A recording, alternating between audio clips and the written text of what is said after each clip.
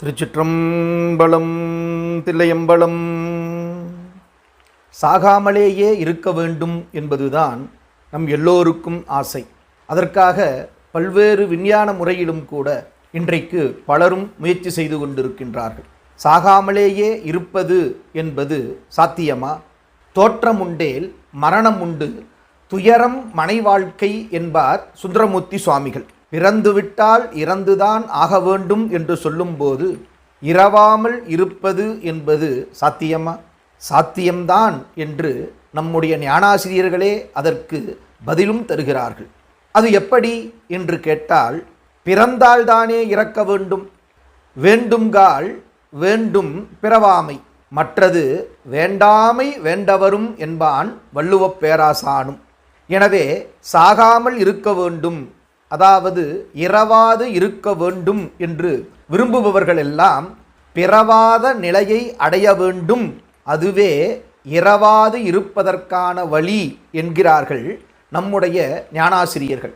கரணங்களெல்லாம் கடந்து நின்ற கரைமிடற்றன் சரணங்களே சென்று சார்தலுமேதான் எனக்கு மரணம் பிறப்பு என்று இவை இரண்டின் மயக்கருத்த கருணை கடலுக்கே சென்றூதாய் கோத்தும்பி என்பார் நம்முடைய மணிவாசகப் பெருமான்.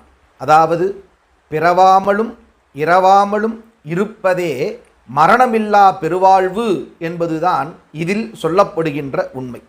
சரி, எப்படியோ விதிவசத்தால் பிறந்துவிட்டோம், இனி சாகாமல் இருப்பதற்கு என்ன வழி என்று கேட்பவர்களுக்கு நம்முடைய பட்டினத்து அடிகளார் ஒரு அருமையான வழியை காட்டுகின்றார்.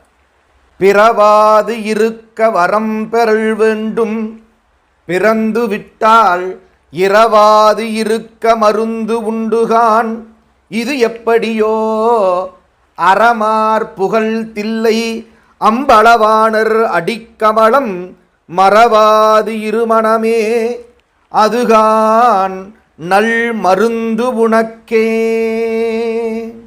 பட்டினத்தடிகள் மிக அருமையான ஒரு வழியை சொல்லுகின்றார்.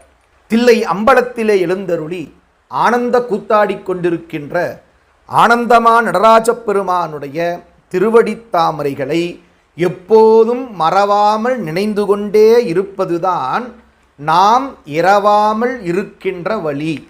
நடராஜ பெருமானை நினைந்து கொண்டே இருப்பதுதான் நம்மை இரவாமல் காக்கும் மருந்து என்று சொல்லுகின்றார்.